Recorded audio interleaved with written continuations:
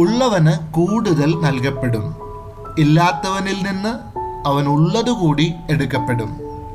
ഇതെന്ത് കലാപരിപാടിയാണ് എന്ന് ചോദിച്ചു പോകുന്ന തരത്തിൽ കൺഫ്യൂസിംഗ് ആയിട്ടുള്ള ഈശോയുടെ ഒരു വചനമാണിത്. ചുറ്റുമുള്ള മുതലാളിമാരെയൊക്കെ കാണുമ്പോൾ, അദാനി, അംബാനി, നമ്മുടെ നാട്ടിലെ ചെറുകിട മുതലാളിമാർ, ഇങ്ങനെ തോന്നാറുമുണ്ട്, ഉള്ളവന് കൂടുതൽ കൊടുക്കുന്നുണ്ട്. സത്യത്തിൽ ഈ വചനത്തിൽ ഈശോ സാമ്പത്തിക കാര്യത്തെക്കുറിച്ചല്ല പറയുന്നത്, മറിച്ച് എനിക്കും നിനക്കും വചനത്തോടുണ്ടായിരിക്കേണ്ട ആഭിമുഖ്യത്തെക്കുറിച്ചാണ്.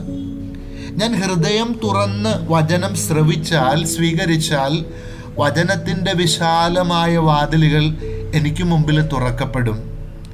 എനിക്ക് കൂടുതൽ കാര്യങ്ങൾ ഗ്രഹിക്കാൻ പറ്റും, കൂടുതൽ സംഗതികൾ വെളിപ്പെട്ട് കിട്ടും.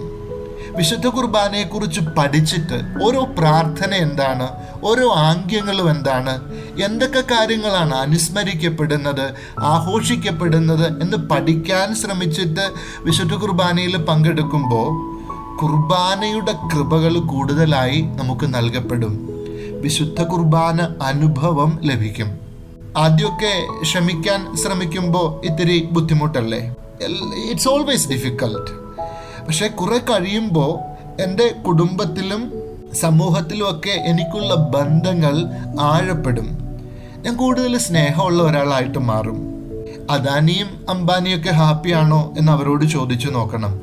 പക്ഷെ ഇത്തരത്തിൽ കൂടുതൽ നൽകപ്പെടുന്ന ആളുകൾ തുള്ളിച്ചാടുന്ന കുഞ്ഞുങ്ങളെ പോലെ ആയിരിക്കും. They will always be happy.